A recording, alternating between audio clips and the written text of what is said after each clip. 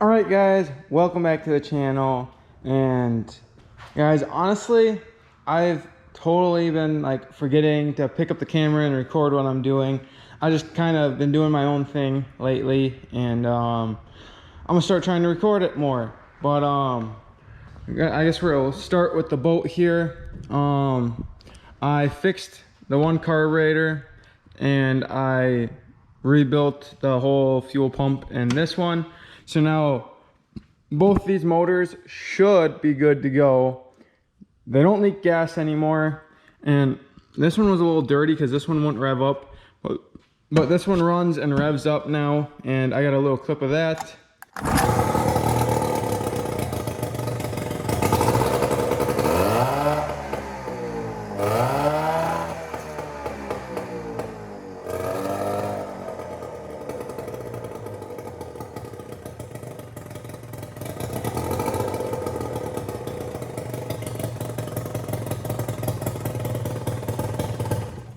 So this one should be good to go. And then, I pulled my two-wheel drive in here so that I could do some lift shackles on it right here, just because it was too low in the rear. If you guys can see up there, it was rubbing on the bottom of the box. It would kind of barely touch the exhaust. And then I had less than a finger in between the bump stops, so it was really bad. So I started working on this. I got the hitch pulled off of it. I got this bottom bolt out. I got the nut off the top bolt, and now I'm trying to figure out how to get the top bolt out so I can get the shackle off of there. I disconnected my shocks, so now I'm gonna try and lower it down and see if there's not a way, or maybe even go up with it. But if I had like another screw jack or something, like I'd try and it wasn't, Minnesota. I'm sure you could loosen the box just a little bit and get this up high enough to slip the bolt over the top. At least that's what my thought process was. But now I'm not too sure how they all do it. Maybe once it gets, I don't know. I'm just gonna have to play around with it and try and get it out. And then I'll get those lift shackles put in, and we'll see how much clearance we gain. It said 2 inches, so we'll see if it's full 2 inches or not. But as long as, every little bump doesn't bottom out the rear end anymore, then we'll be good to go. So I gotta test out the boat, and if that's all good, both motors are good, I'm gonna put the boat for sale, and then I'm gonna sell that one motor that you guys can see closest right now. I'm gonna sell that one separate, but as long as that one's good to go and be posted for sale also. I'm lifting the back of this, and then this thing's gonna go up for sale. I gotta take a lot of stuff out of it though, but I'm gonna be selling that in the boat, and the blue truck's out here. And I guess we'll do a little walk around of this. And this still needs the transmission reflashed and the crank position sensor like relearned, but I did get the new timing cover on it, and this one doesn't have a VVT phaser anymore. So I got a little clip of that.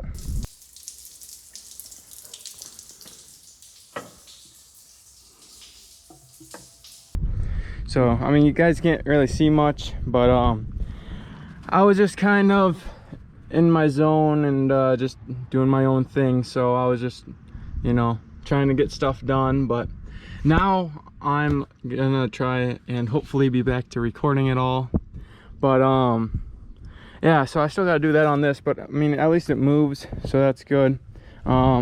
Next step for this thing is to be tearing apart the whole door panel and doors and pulling everything off, so then I can start sanding it down and prepping it so I can re-jam it all, get all that painted. And then I gotta do the whole cab jams and everything, and get the whole cab prepped so I can paint all that. And yeah, so that's the plan for that. I just gotta paint the body there, also gotta paint the bumpers and the hood. I'm gonna go over the bumpers again just because they were a little rough, and if you guys have been following the Blue Truck series, you guys will kind of know what I'm talking about. I've brought it up before, or if you guys just wait, you guys will see when I finally get to working on the bumpers. They're just buried off over there.